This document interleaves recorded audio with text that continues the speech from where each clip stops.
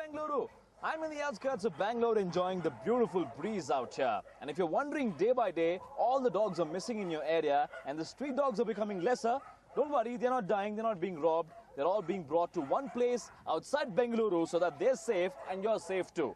Now, I'm in the midst of 150 dogs. Can you believe 150 dogs? It's very scary out here because if you're not a dog lover, you'll be very, very scared. But then these dogs are friendly, surprisingly friendly because they're street dogs. And one man, whom I'm called the dog father, is actually taking care of all these guys in spite of being a busy man who runs his own company. Ladies and gentlemen, presenting to you what I call the dog father.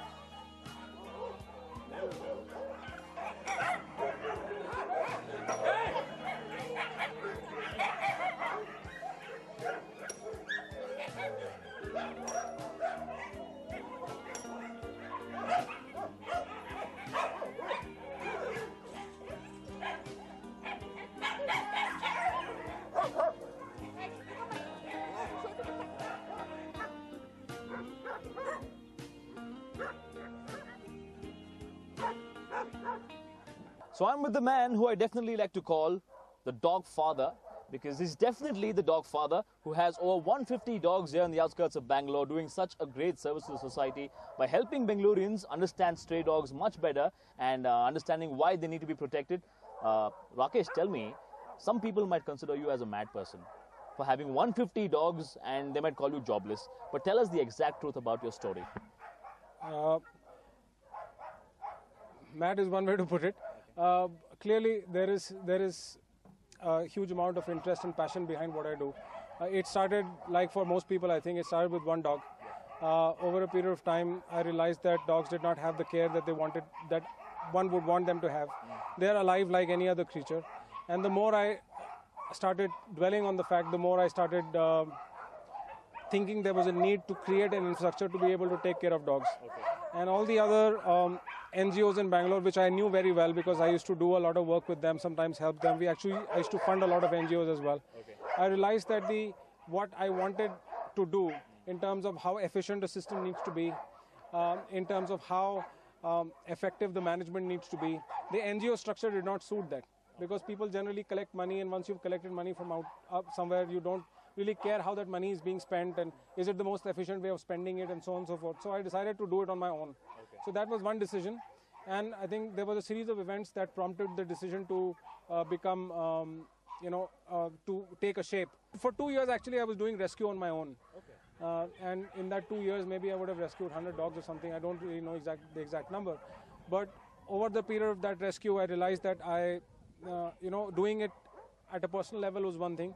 Doing it as an organization is another. Okay. So I created this organization called the Voice of Stray Dogs. Okay. It's the world's largest repository of data, information, legal and analysis on stray dogs in the world.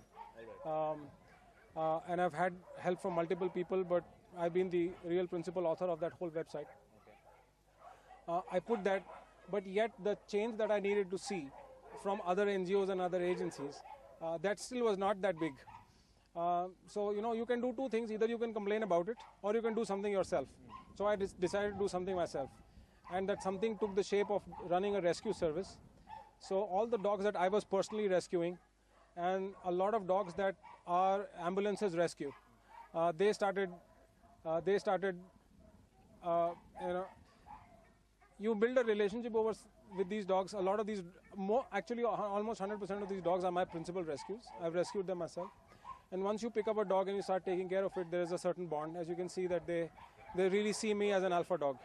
Yes. If there are so many people working here, but when I walk in, they all gravitate towards me. They just think of me as a father. Yes. And I start taking that role very seriously.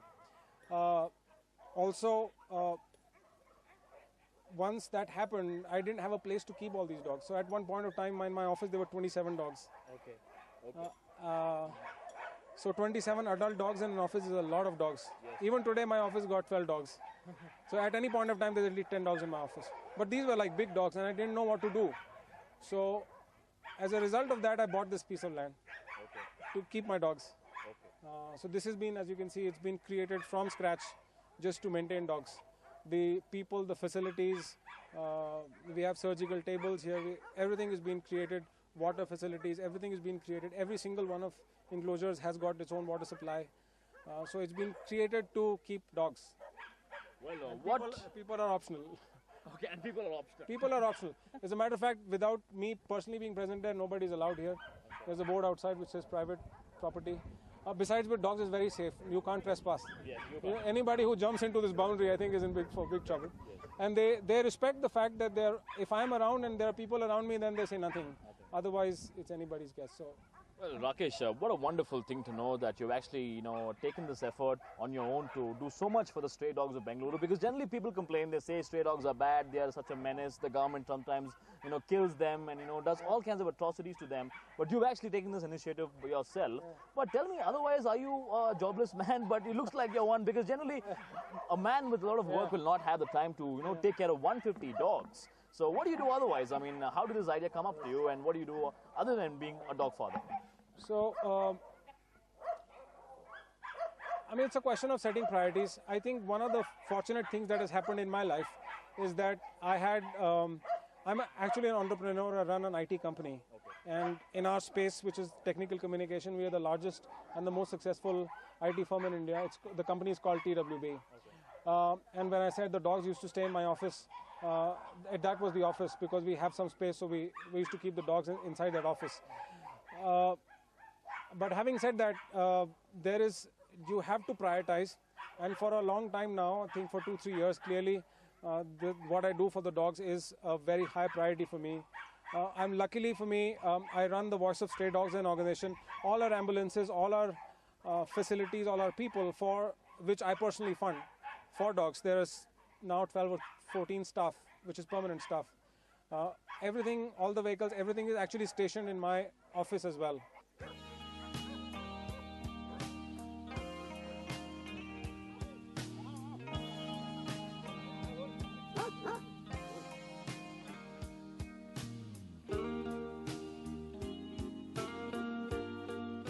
Now, didn't you face any criticism from your family, friends, and they might be asking and wondering, because I see a lot of scratch marks on you, a lot of nibbings on your body.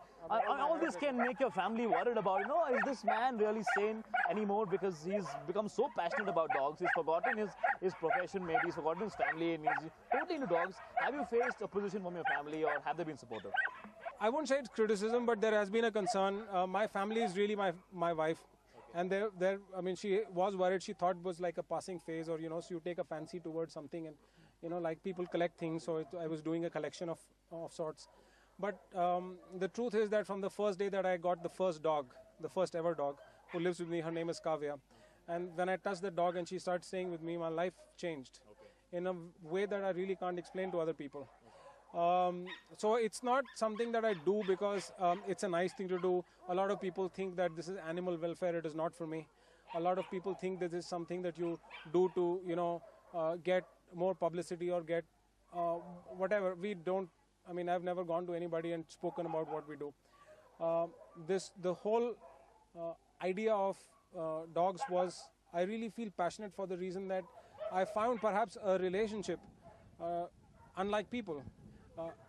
The simple thing is that every time you talk to a person, even though they are friends, you always trying to second guess people. You keep trying to put yourself in the brain of another person and keep thinking how they think. What do they mean by this? What did they?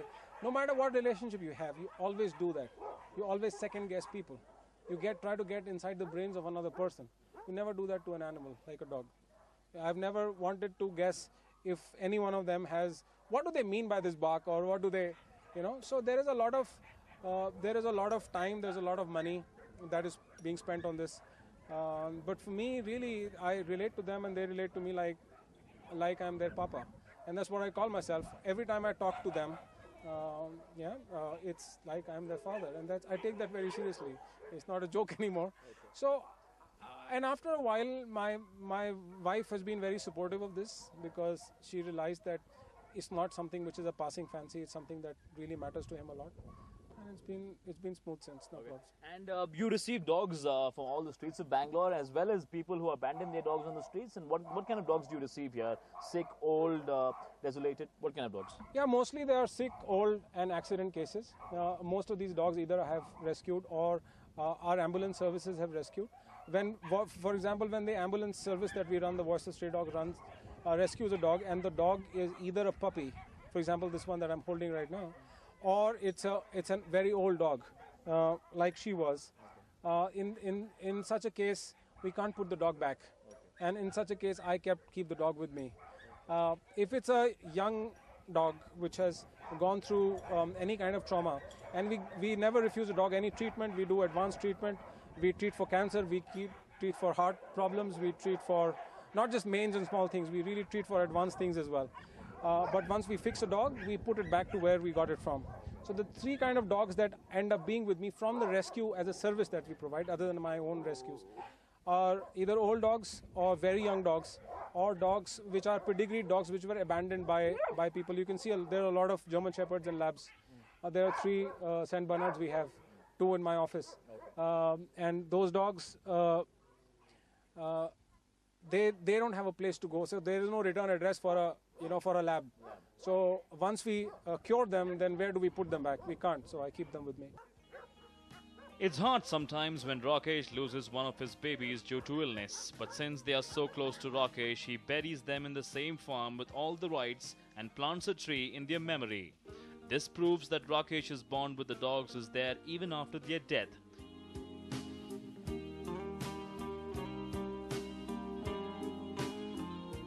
It's amazing to know how passionate a man can get about an animal. Rakesh spends a whopping 3 lakh rupees from his own pocket for these dogs every month to give them the best of food, medical treatment, and to give them shelter. But we all know that his love for these dogs is priceless.